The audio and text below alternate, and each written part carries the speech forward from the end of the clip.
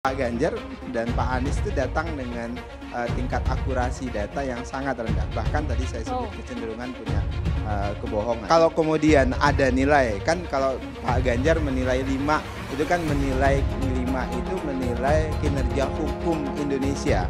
Yang di bawah Pak Jokowi dinilai oleh Pak Ganjar itu 5 kan. Padahal Menteri Menko Polhukamnya itu adalah wakilnya Pak Ganjar. Nah, termasuk ketika Pak Anies misalnya kasih penilaian yang sangat subjektif, nggak tahu apa-apa, cuma nggak punya bahan apa-apa, ya sudah rasanya karena nggak suka dengan orang yang bekerja di situ, ya sudah dikasih nilai sesukanya saja. Jadi ini menurut saya, ya itu yang tadi saya sebutkan, objektivitasnya rendah, kompetensinya rendah, tapi kemudian memberikan nilai berdasarkan tendensi pribadi yang tidak suka itu. Dari debat ini, betul Pak Prabowo adalah menjadi sosok yang paling sabar. Dan itu adalah ciri-ciri negarawan. Dan ketika diserang kanan kiri, beliau tetap sabar, mempertahankan apa yang tidak perlu beliau sampaikan untuk keutuhan bangsa. Tema pertahanan itu tidak ada rahasia negara di situ dalam perdebatan itu. Kalau itu membahas tentang rahasia negara, maka tidak perlu ada tema pertahanan dibahas dalam tema debat capres. Nah tadi terkait data apa segala macam, apa yang disampaikan Pak Ganjar 100% benar, tidak ada kebohongan. Bahkan Pak Ganjar menyampaikan data ya yang beliau memperkenankan, kalau ada stafnya mohon dibantah nih data. Karena data harus dibantah dengan data. Kan gitu, bukan diajak ngomong-ngomong nanti kita jelas. Pak Prabowo jelas beliau adalah follower dari Pak Ganjar Pranowo, di mana Pak Ganjar sebagai leader yang memandu debat 14 Februari. Karena Pak Prabowo sudah setuju dengan Pak Ganjar, maka Pak Prabowo mencoblos Pak Ganjar di TPS. Mesti betul-betul bisa melakukan redefinisi terhadap politik luar negeri yang bebas aktif, yang disesuaikan dengan kondisi kekinian. Banyak setuju dengan Pak Ganjar ya.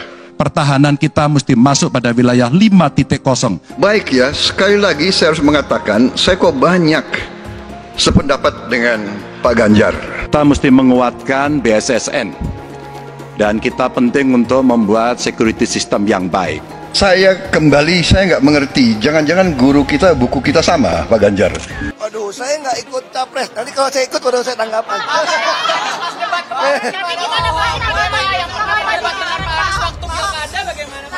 Saya nggak ikut campur soal debat berdebat. Kalau saya ikut baru kamu tanya. Saya kira Ibu Mega selalu konsisten. Ibu Mega selalu ajarkan pada kami sebagai kader, kita nih udah sepakat waktu bernegara, kita menyerahkan pada partai politik yang mengatur segalanya.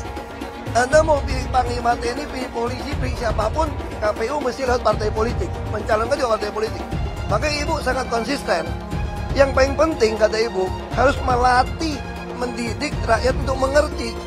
Kalau kamu mengatakan kader partai juga ada yang nggak benar, ada yang korup, ya itu kan sama di sekolah juga, ada yang pintar, ada yang bodoh, ada yang sedang gitu kan. Nah kalau kamu bilang kok lebih baik yang nggak benarnya, karena kamu yang jujur nggak mau masuk ke politik, itu masalahnya. Ya lu gabung dong. Yang pasti ini sekolah partai terbaik. Makanya saya bilang saya bangga, dilatih dengan baik, lalu ditugaskan untuk membantu yang miskin dan membutuhkan pertolongan. Nah inilah yang kita perjuangkan. Saya adalah petugas partai. Karena saya adalah kader yang dilatih, ditugaskan untuk mewujudkan cita-cita proklamasi. Jadi saya ini jelas, Ibu Megawati juga petugas partai, apalagi saya. Saya adalah petugas partai DPD Perjuangan untuk mewujudkan keadilan sosial sesuai dengan cita-cita proklamasi. Dan ini ideologinya, ini ada partai kader dengan ideologi yang jelas. Makanya itu yang saya bilang, ini selamat ulang tahun ke-51. Ya saya bangga, saya berterima kasih. Di Indonesia ada partai PD Perjuangan yang konsisten memperjuangkan ideologi Pancasila dan juga tentu Kebinekaan Tunggal Ika gitu ya. Yang pasti PDI Perjuangan dari Ibu Mega membuktikan konsistensi. 51 tahun konsisten berpegang pada ideologi, membantu yang miskin dan membutuhkan keadilan. Ini konsisten. itu partai yang bisa kita percaya karena dia konsisten. Dan Ibu juga tidak tugaskan untuk ikut kampanye. Itu aja sih. Kalau mau sih mau ikut kampanye.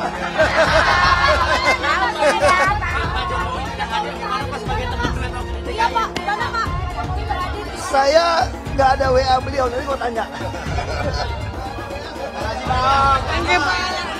Punya tanah berapa, punya tanah ini.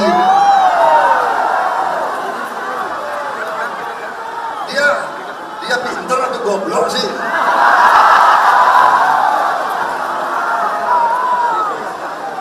Dia ngerti nggak ada HGU, hak guna usaha, hak guna bangunan, hak pakai, iya kan? Itu tanah negara, saudara. Tanah rakyat, tanah bangsa. Daripada dikuasai orang asing, lebih baik Prabowo yang mengelola.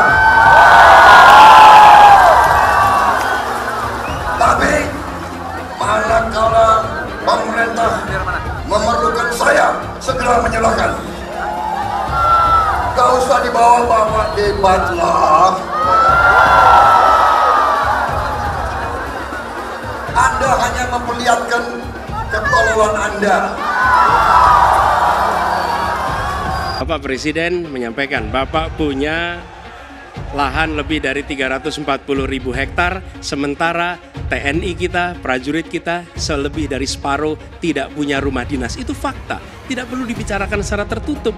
Itu kekurangan yang harus kita perbaiki. Dan ketika tadi Bapak mengatakan, Bapak akan meningkatkan kesejahteraan. Pak, Bapak ini sudah Menhan selama 4 tahun, hampir 5 tahun. Bukan calon Menhan, jadi harusnya menunjukkan inilah yang sudah saya kerjakan, bukan mengatakan apa yang akan dilakukan. Nah, saya menyampaikan bila saya ditugasi maka kenaikan gaji dilakukan tiap tahun, maka perumahan prajurit TNI dipastikan dibangun sehingga mereka tidak perlu ngekos, tidak perlu mereka sewa, dan mereka bisa tenang. Mereka diminta mempertahankan setiap jengkal, tapi kita tidak memberikan tempat tinggal bagi mereka berdinas. Itu tidak benar, itu harus dikoreksi. Dari mana kita bisa menilai akurasinya? Jadi menurut hemat kami, bila ada di antara kami yang faktanya keliru, Bapak tunjukkan. Tapi kalau Bapak tidak menunjukkan, berarti memang faktanya benar. Itulah kenyataan yang ada di lapangan. Dan ini juga yang selalu kami gunakan. Kami gunakan fakta-fakta itu. Itulah sebabnya, Pak, kami melihat penting sekali untuk kita tenang, dingin, jangan emosional dalam menghadapi persoalan-persoalan kenegaraan, dalam menghadapi persoalan-persoalan pertahanan. Pak Anies sudah terlalu teoritis, tapi yang nyata tentang masalah AI, cyber, teknologi tinggi dan sebagainya adalah sumber daya manusianya, awaknya. Saya begitu jadi menteri, saya membentuk 4 fakultas baru di bidang sains, teknologi, engineering, dan mathematics. Kita menyiapkan putra-putri kita terbaik untuk menguasai teknologi. Kalau tadi disebut ada yang teoritis, ada yang kedua tidak dilaksanakan. Jadi selama 5 tahun ini, apa yang dikerjakan dalam mempertahankan sistem cyber kita? Mohon tenang. Justru di situ letak problemnya. Ketika kepercayaan dari Ibu dan Bapak Saudara sekalian diberikan kepada kami, maka kami insya Allah akan mengembalikan posisi Indonesia. Apa yang kita kerjakan di level dunia membuat Indonesia bisa menjadi tuan rumah di negeri sendiri. Itu tingkat keluarga. Pencurian ikan, pencurian pasir, itu menandakan bahwa kita kebobolan. Dan lebih jauh lagi, ironisnya, Kementerian Pertahanan menjadi kementerian yang dibobol oleh hacker 2023. Sebuah ironi, karena itu kita ingin mengembalikan. Dan 700 triliun anggaran Kementerian Pertahanan tidak bisa mempertahankan itu, justru digunakan untuk membeli alat-alat alutsista yang bekas. Di saat tentara kita lebih dari separuh tidak memiliki rumah dinas, sementara menterinya punya, menurut Pak Jokowi, punya lebih dari 340 hektar tanah di Republik ini. Ini harus diubah. Tambah lagi food estate singkong yang menguntungkan kroni, merusak lingkungan, dan tidak menghasilkan. Ini harus diubah. Kami akan memulai dengan kepemimpinan yang menjunjung tinggi etika. kepemimpinan yang mengandalkan data, informasi, kapasitas yang serius.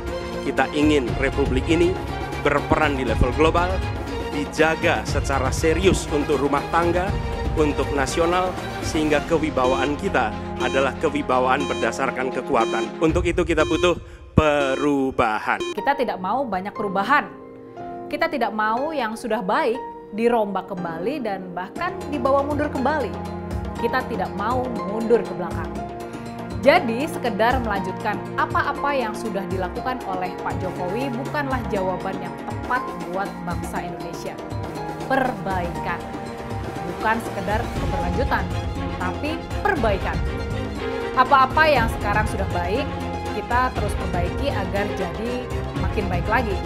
Supaya jadi lebih baik lagi. Nah, ini yang penting. Pertanyaan berikutnya adalah siapa yang sanggup menjalankan keberlanjutan dan melakukan perbaikan tersebut? Pastinya orang tersebut bukan Pak Anies Baswedan yang malah mengusung tema perubahan dan mau membongkar habis pencapaian-pencapaian dari Pak Jokowi. Pastinya orang tersebut bukan Pak Anies ya. Dan juga pastinya orang tersebut bukan Eyang Prabowo yang sudah terlalu tua dan gak sanggup kerja belusukan seperti Pak Jokowi. Kalau kita mau melanjutkan pembangunan Pak Jokowi, pilihan kita mestinya sudah pasti. Pilihlah Ganjar Mahfud. Dari si penegakan hukumnya dulu. Maka kalau saya mulai dari sini, maka yang mesti dilakukan adalah pemiskinan. Yang kedua, perampasan aset. Maka segera kita bereskan undang-undang perampasan aset dan untuk pejabat yang korupsi bawa ke Nusa Kambangan. Agar bisa punya efek jera bahwa ini tidak main-main. Tidak ada lagi jual beli jabatan. Yang kedua, jangan biarkan mereka store pada pemimpinnya. Kalau ini terjadi, kerunyaman itu akan muncul dan pemimpin tidak boleh ragu untuk memutuskan itu. Menko Polhukam itu sudah ada lebih dari 15. Tapi saudara, di dalam sejarah kan tidak pernah ada Menko Polhukam melakukan tindakan hukum. Karena alasannya saya kan hanya koordinator. Kalau saya sikat semua. Koruptor, mafia, penjahat, saya ikut turun tangan. Dan itu kalau saya ada di posisi baru yang lebih luas kewenangannya, itu nanti akan lebih banyak yang saya lakukan untuk itu. Ya, selain melanjutkan dan bahkan mempercepat pembangunan IKN, Ganjar juga akan memberikan internet gratis dan super cepat. Nah, ini kan justru sangat luar biasa. Program internet gratis ini adalah program yang dicanangkan oleh pasangan Ganjar dan Profesor Mahfud MD. Nah, sedangkan program makan siang gratis itu adalah program dari pasangan Prabowo dan Gibran. Nah, sekarang saya ingin bertanya juga, kira-kira ya, kalau disuruh untuk memilih, kalian akan lebih memilih program internet gratis atau program makan siang gratis? Ya, sekarang coba dibandingkan dengan program internet gratis yang dicanangkan oleh Ganjar Pranowo.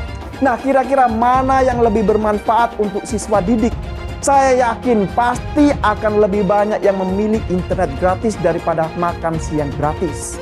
Republik ini penuh dengan pengorbanan, tahu tidak?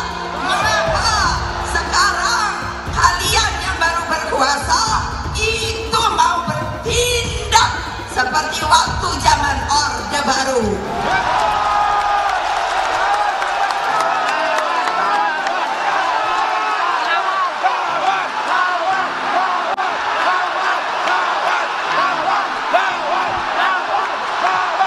Berani tidak?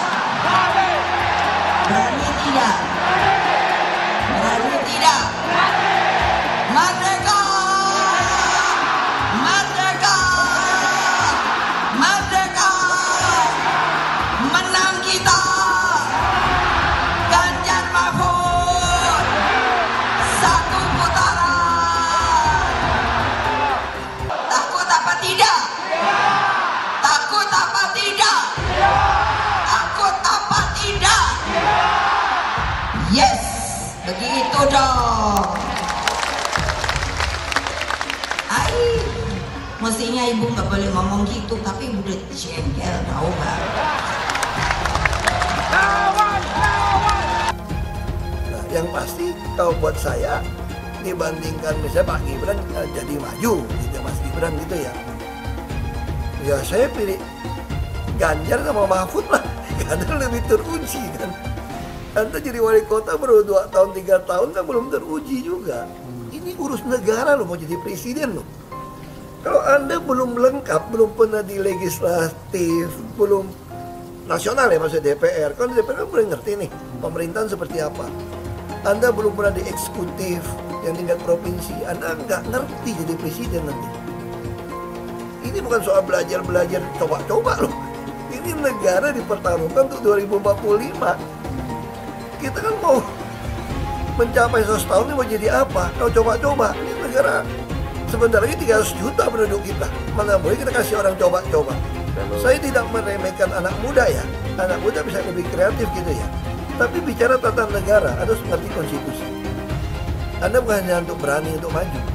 Kalau cuma berani maju, banyak bisa kita pilih orang berani maju. Tapi yang lengkap dengan track record ini kan butuh waktu pembuktian. Saya pasti pilih Pak Ganjar, Pak Mahfud yang lebih pengalaman. Saya tidak mau anak cucu saya harus nunggu sekian tahun lagi. Pengalaman Jakarta gitu kan, nunggu lagi mundur. Males sudah. Jadi kita nggak usah coba-coba deh. Udah jangan dengerin janji-janji manis orang. Lebih setuju lagi apa yang disampaikan calon presiden Pak Ganjar Pranowo. Tadi saya bisik-bisik ke beliau, Pak, nanti habis dilantik, besoknya langsung masuk ke kedaulatan pangan. Nggak usah lama-lama. Perencanaannya disiapkan sekarang, begitu dilantik besok langsung masuk ke kerja kedaulatan pangan. Sehingga swasembada pangan, ketahanan pangan, kedaulatan pangan itu betul-betul kita miliki. Dan saya yakin Pak Ganjar mampu menyelesaikan ini. Saya mensyukuri kenapa kalah, kenapa ditahan. Saya bersyukur atas itu semua. Saya coba bayangkan ya, kalau seandainya waktu itu kita menang gitu ya, hari ini belum tentu kita bisa nikmati seperti ini. Kita bersyukur 5 tahun Tuhan izinkan kasih ke orang yang pintar ngomong untuk kerja. Coba kalau kita bayangkan gitu ya, kalau kemarin saya masih jadi gubernur, ini saya udah turun ini. Tapi yang pintar ngomong itu dikira orang hebat kan? Ini lebih berbahaya tahun 2024, langsung ketahuan karakternya. Langsung ketahuan itu. Di saya juga ada kutipan Pak di kamar saya Pak. Tulisannya, Jakarta telah mengambil keputusan yang fatal. Jangan hanya konsentrasi pada pembangunan benda-benda mati yang indah difoto dan bisa ditunjukkan dalam 5 tahun hasilnya. Kalau kita mau menilai sebuah janji, maka lihat janjinya atau lihat kenyataannya. Dulu janjinya apa ya? Dan ini aneh, betul-betul aneh. Ini bukan kampanye, tapi saya sampaikan sini. Di satu sisi menyiapkan jalur-jalur air untuk dikirim ke laut, di sisi lain di lautnya dipasang dengan pulau reklamasi, tinggal tunggu waktu jadi rob, air balik. Dan ini melawan sunatullah. Kenapa? Air itu turun dari langit ke bumi, bukan ke laut. Harusnya dimasukkan ke dalam bumi, masukkan tanah. Di seluruh dunia air jatuh itu dimasukkan ke tanah. Bukan dialirkan pakai gorong-gorong raksasa ke laut. Jakarta telah mengambil keputusan yang fatal. Bukan banjir, itu memang parkir air. Bukan banjir, itu memang parkir air. Masyarakat berkeliling dengan membawa toa untuk memberitahu semuanya, termasuk sirine. Ibon 82 miliar. Apa alat transportasi yang dimiliki oleh hampir setiap orang? Alat transportasi yang dimiliki semua orang adalah kaki. Kalau seandainya orang Jakarta percaya Pak Anies jadi gubernur pun, saya berani jamin kok dia akan lakukan normalisasi yang sama seperti saya lakukan kok. Nggak usah bohong lah. Ketika air sampai di muara, maka siap untuk dipompa ke laut. Pancasila Soekarno, ketuhanan ada di pantai. Anak Tuhan dari mana? Kalau Yesus anak Tuhan, bidangnya siapa? Besok di seluruh wilayah Indonesia kami katakan damai. Iblis hanya menggoda orang yang beriman. Makanya jarang-jarang orang kafir kerasukan setan. Yang kerasukan setan itu orang baik-baik. Jarang, saya belum pernah nengok Cina kerasukan setan. Pernah tak Ahok itu kerasukan setan? Enggak, setannya juga pernah. Karena sesama setan dilarang saling menggoda. Karena di salib itu ada jin kafir.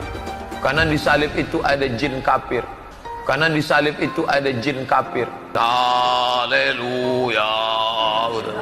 Kepalanya ke kiri apa ke kanan? Kepalanya ke kiri apa ke kanan? Kita percaya salib itu lambang mulia, bukan jin.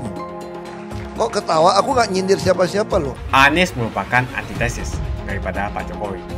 Antitesis artinya bertolak belakang dengan Jokowi.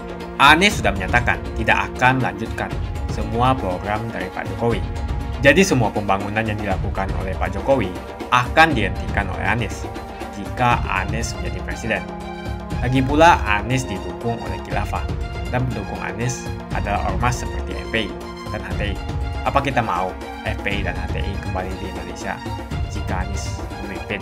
Anies juga dikenal sebagai bapak politik identitas yang menghalalkan segala cara untuk menggapai kekuasaannya, termasuk menggunakan politik identitas berbasis agama. Lihatlah di kasus Ahok waktu itu.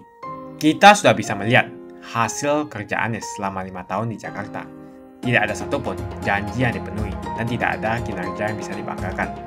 Dari DP 0%, OKOC, kelebihan bayar, Formula E, banjir, sumber resapan, jalan rusak, dan gonta-ganti nama jalan.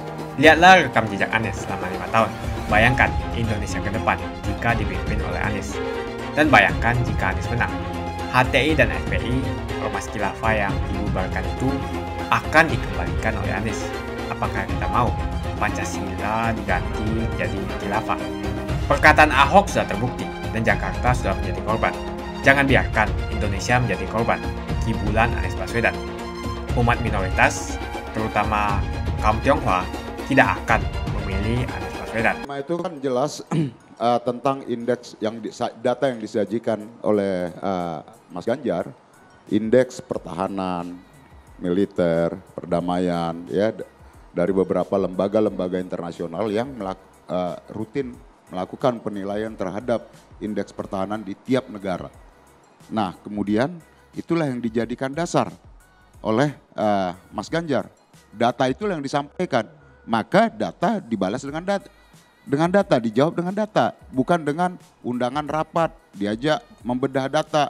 Itu di forum debat. Memang durasi waktu dalam debat memang dibatasi, gitu loh.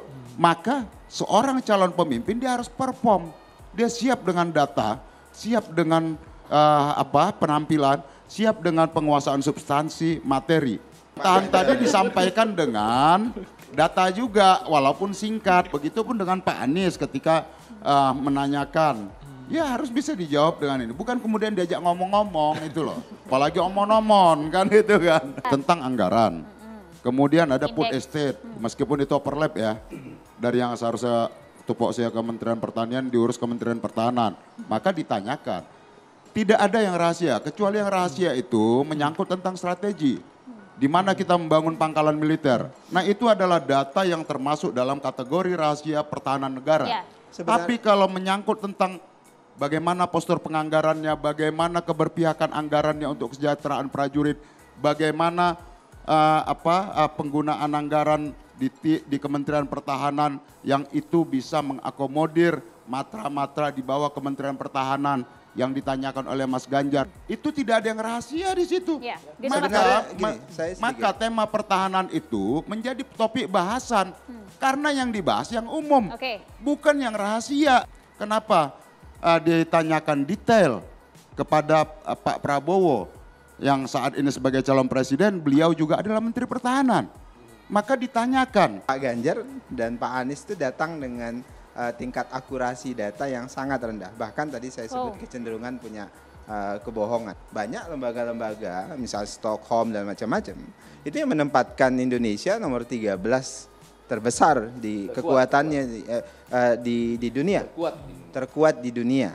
Misalnya di ASEAN, Asia Tenggara, kita nomor 1 di dunia. Jadi kalau kemudian ada nilai, kan kalau Pak Ganjar menilai 5, itu kan menilai 5 itu menilai kinerja hukum Indonesia yang di bawah Pak Jokowi dinilai oleh Pak Ganjar itu 5 kan. Padahal Menteri Menko Polhukamnya itu adalah wakilnya Pak Ganjar. Ya, itu agak paradoks dalam konteks itu.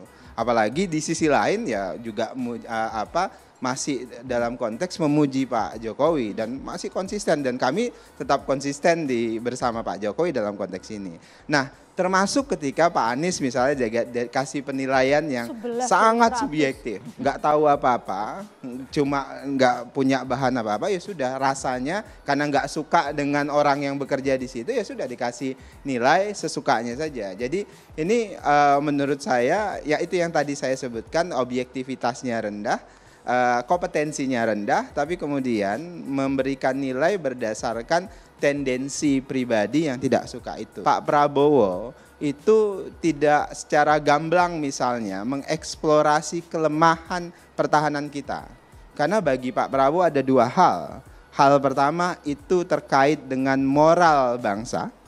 Beliau tidak mau rakyat itu moralnya rendah karena misalnya data pertahanannya begini-begini jelek gitu. Kemudian kedua, itu beliau juga tidak ingin informasi-informasi penting itu dikonsumsi oleh publik luar negeri dan sebagainya. Pertama, yang harus dipahami adalah tidak fair ketika menilai target tidak tercapai itu. Terkait dengan COVID-19 adalah salah satu variabel yang menyebabkan target kita tidak tercapai, kemudian kita mengalami refocusing terhadap itu. Sebenarnya apa yang dipertanyakan oleh Pak Ganjar itu sudah dijawab secara ringkas oleh Pak Prabowo. Misalnya terkait dengan kenapa sih target MEF itu tidak tercapai. Pak Prabowo sudah jelaskan.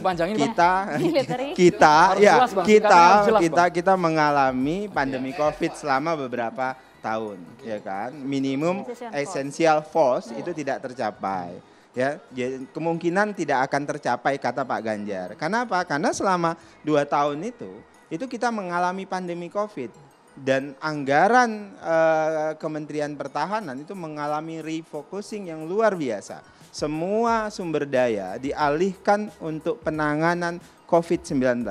Semua tenaga TNI itu dialihkan untuk penanganan itu. Sehingga beberapa agenda pertahanan itu banyak yang dialihkan untuk agenda-agenda itu. Itu pertama. Kemudian yang kedua, jangan lupa terkait dengan alokasi anggaran, itu juga bukan hanya sekedar pekerjaan dan ditentukan oleh Kementerian Pertahanan. Ada Kementerian Keuangan. Kementerian Pertahanan ingin menyampaikan, kami menyampaikan postur pertahanannya begini-begini. Kita ingin begini-begini.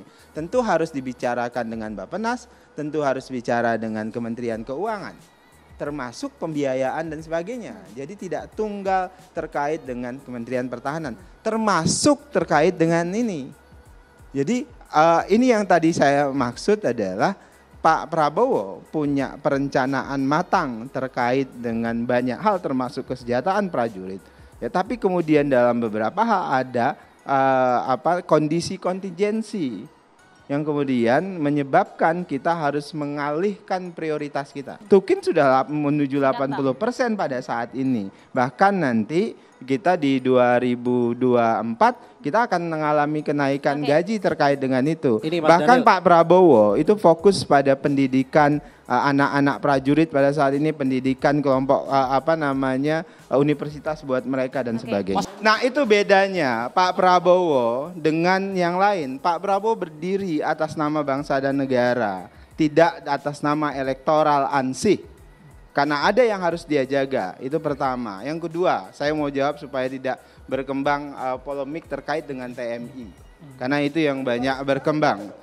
TMI itu adalah perusahaan yang didirikan oleh Yayasan Pensiun di Kemhan yang berfungsi melakukan peer review terhadap semua proyek-proyek alutsista yang dilakukan oleh Kementerian Pertahanan. Dia tidak ikut campur. Orang-orang di TMI itu terdiri dari para ahli pesawat, ahli teknologi dan macam-macam. Jadi ketika kontrak dilakukan dan sebagainya, mereka memastikan.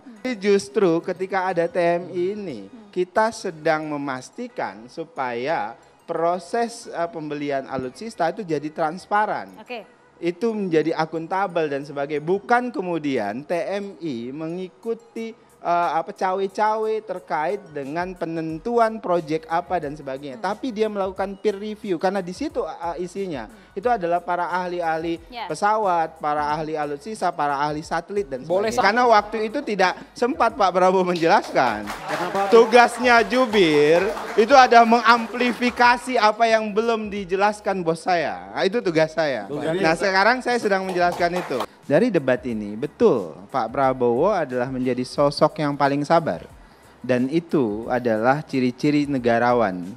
Dan ketika diserang kanan kiri, beliau tetap sabar, mempertahankan apa yang tidak perlu beliau sampaikan untuk keutuhan bangsa dan negara. Dan kita butuh itu. Dulu Anies bisa menang karena menggunakan agama dan etnis. Isu agama, ras, dan antar golongan dinikmati oleh relawan Anies. Saat itu Anies didukung oleh FPI, HTI, dan pengasong khilafah lainnya. Pada akhirnya Ahok harus kalah, namun kekalahan dia adalah kekalahan yang membuka mata rakyat Indonesia bahwa masih ada orang-orang yang menang dengan cara menggunakan politisasi agama atau politik identitas berbasis agama. Ternyata banyak sekali orang yang dengan mudah terhasut lewat jalan-jalan seperti itu. Relawan Anies terutama dari FPI, HTI, PA212 seperti Bahar Smith dan Rizik Syihab selalu menghujat Cina, etnis Cina. Tapi saat ini negara Cina sudah menjadi nomor 1 di dunia. Saya bangga sebagai Cina. Etnis Tionghoa dicap sebagai pemberontak, sedangkan etnis Arab dianggap sebagai Tuhan atau tuan dari pribumi. Etnis Arab dipuja-puja dan dianggap sebagai dewa. Lihat saja Rizik Syihab dan Bahar Smith dipuja-puja, padahal mereka mengujar kebencian. Pengasong khilafah seperti Rizik Syihab, Bahar Smith, dan teman-teman, mereka hanya buat gaduh di Indonesia. Sedangkan negara yang mereka sanjung-sanjung itu, Arab Yaman, masih belum maju dan masih terbelakang. Saya percaya Indonesia dengan mayoritas pribumi juga akan menjadi negara maju. Seharusnya Arab Yaman belajar dari negeri Cina. Seperti kata kitab suci, belajarlah sampai ke negeri Cina. Anies dan juga pendukung Anies seperti Rizik Syihab, Bahar Smith, dan kelompok-kelompok HTI dan FPI harus belajar ke negeri Cina supaya tidak lagi melakukan kelebihan bayar. Yang jelas saya memilih pribumi, bukan yang dari Yaman. Ganjar jelas pribumi, nasionalis, dan pasti akan melanjutkan visi dan misi dari Pak Jokowi. Suara Ahok merepresentasi warga minoritas, dan etnis Tionghoa mendukung Ganjar Pranowo. Ahok pasti akan mendukung Ganjar, karena Ahok anti radikalisme. Ahok yang jelas tidak akan mendukung Anies Baswedan, karena Anies Baswedan didukung oleh kelompok khilafah, HTI, dan FPI, ormas terlarang itu. Anies merupakan antitesis daripada Pak Jokowi, dan diragukan kenasionalisannya, apalagi pribumiannya. Antitesis artinya bertolak belakang dengan Jokowi.